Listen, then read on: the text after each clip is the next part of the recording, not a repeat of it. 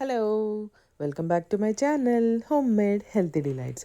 ఈరోజు నేను చూపించేది హెల్త్కి చాలా మంచిది బీరకాయతో చేసే రసం అన్నమాట. దీంట్లో ఇంకొక మంచి విషయం ఏంటంటే, ఎప్పుడైనా మనకి చిరుచేదు ఉన్న బీరకాయ ఏదైనా తగులుతూ ఉంటుంది కదా, అలాంటి వాటితో కూడా ఈ రసంని హ్యాపీగా చేసుకోవచ్చు. గుర్తుపెట్టుకోండి, బాగా చేదుగా ఉంటే మాత్రం వాడుకోవద్దు. తర్వాత మనం చక్కగా కూరకి ఎలా అయితే చెక్కు తీసుకుని మొత్తం అంతా కట్ చేసుకుంటామో అలాగా ఈ బీరకాయని కట్ చేసి పక్కన పెట్టుకోవాలి. పెద్ద పెద్ద ముక్కలైనా కూడా ఏం ప్రాబ్లం లేదు. ముందు దానికి పైనున్న స్కిన్ రిమూవ్ చేసేసుకుని ఆ తర్వాత పెద్ద పెద్ద ముక్కలన్నీ కట్ చేసేసుకొని పక్కన పెట్టేసుకుంటాం. ఈ బీరకాయకి నేను టొమాటోస్ కూడా వేస్తానండి. అయితే మీకు చింతపండు కానీ ఇంకేమీ వేయడం ఇష్టం లేకపోతే పుల్లగా ఉన్న టొమాటోలు తీసుకొని వాటిల్ని కట్ చేసి పెట్టుకోవాలి. నేనైతే ఒకటే వేస్తున్నాను, అంతకుమించి ఎక్కువ వేయను. ఈ రసం నేను ప్రెషర్ కుక్కర్లో ఈరోజు చేస్తున్నానండి. దానికి వాటితో పాటు 2 పచ్చిమిరపకాయలు కూడా కట్ చేసి వేసుకోవాలి కుక్కర్లో. దాంతోపాటు మనం ఆల్రెడీ కట్ చేసి పెట్టుకున్న టొమాటోలు, వాటితో పాటు బీరకాయ ముక్కలు ఇవన్నీ వేసేసుకొని ఇప్పుడు ఈ కుక్కర్లో దీనికి సరిపడినంత ఉప్పు, పసుపు, ఇంకా చింతపండు. నేను కొంచెమే చింతపండు వాడుతున్నాను, ఎక్కువ వాడటం లేదు. దాంతోపాటు మనం రెగ్యులర్గా చేసుకునే రసం పొడి ఉంటుంది కదా, అది వేసుకుని కొంచెమే వాటర్ వేసుకుని మూత పెట్టేసుకొని చక్కగా దీనికి ఒక 2 విజిల్స్ పెట్టేసుకోండి.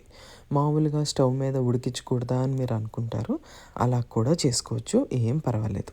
నేనంటే ప్రెషర్ కుక్కర్లో వాడేశాను. తర్వాత నేను వేసింది అల్లం వెల్లుల్లి పేస్ట్ అండి.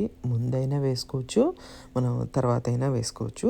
ఒక 1/2 టీ స్పూన్ కూడా కాదు, కొంచెము. ఫ్లేవర్ చాలా బాగుంటుంది, మిస్ చేయొద్దు. తర్వాత ఒక మ్యాషర్ తీసుకొని లేదా పప్పు గుత్తి ఏదో ఒకటి ఉంటుంది కదా, అది తీసుకొని దీన్ని చక్కగా మెత్తగా చేసేసుకుని ఇంకా వాటర్ కావాలనుకుంటే పోసుకోవచ్చు. తర్వాత మనందరి దగ్గర చిల్లులు గిన్నెలు అవి ఉంటాయి కదా, స్ట్రెయినర్స్, దాన్ని పెట్టుకొని నేను చక్కగా దీంట్లో చాలా పిప్పు వస్తుంది కదా, ఇవన్నీ తీసి పక్కన పెట్టడానికి నేను ఫిల్టర్ చేస్తున్నాను. ఈజీగా ఉంటుంది కాబట్టి నేను ఇలా చేస్తాను.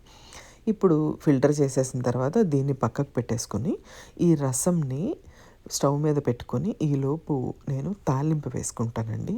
రెగ్యులర్గా మనము రసంకి ఏ తాలింపు అయితే వాడతామో, ఎండుమిరపకాయలు, ఆవాలు, జీలకర్ర, కొంచెమే మెంతులు, దాంతోపాటు కరివేపాకు, వెల్లుల్లిపాయలు, ఇవన్నీ రెగ్యులర్గా మనం ఏదైతే వాడతామో, ఎవరికైనా వెల్లుల్లిపాయలు వేసుకోవడం ఇష్టం లేదు అని అనుకునేవాళ్ళు వెల్లుల్లిపాయలు వేసుకోకుండా ఇంగువ కొంచెం వేసుకోండి, సరిపోతుంది. చక్కగా ఈ వేగిపోయిన తర్వాత ఈలోపు ఈ రసంకి కొత్తిమీర కొంచెం వేసుకుంటే టేస్ట్ చాలా బాగుంటుంది, దాన్ని కూడా రెడీ పెట్టుకోండి. ఈ తాలింపుని ఆ రసంలో కలిపేసిన తర్వాత దీనికి సరిపడినంత కొత్తిమీర కూడా వేసుకుని ఈ రసంకి చిటికెడే షుగర్ వేసుకొని లేదా చిన్న బెల్లం ముక్క వేసుకొని దీన్ని 1 లేదా 2 సార్లు మంచిగా పొంగనివ్వండి, బాయిల్ అవ్వనివ్వండి. అవ్విన తర్వాత ఈ రసము మనకి రెడీ అయిపోతుంది.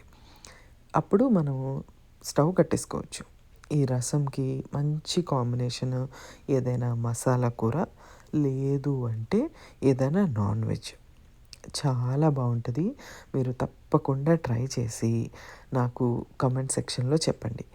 నేను ఈరోజు ఈ రసంకి మంచి కాంబినేషన్ చికెన్ ఫ్రై చేస్తున్నాను.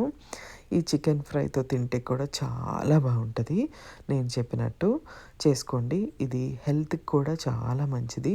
గొంతు నొప్పులు కానీ లేకపోతే బాగా అరగలేదు అన్నప్పుడు కానీ ఇలాంటివి చక్కగా గ్లాస్లో పోసుకొని మనం ఈ రసంని కూడా తాగొచ్చు, అలా కూడా వాడుకోవచ్చు.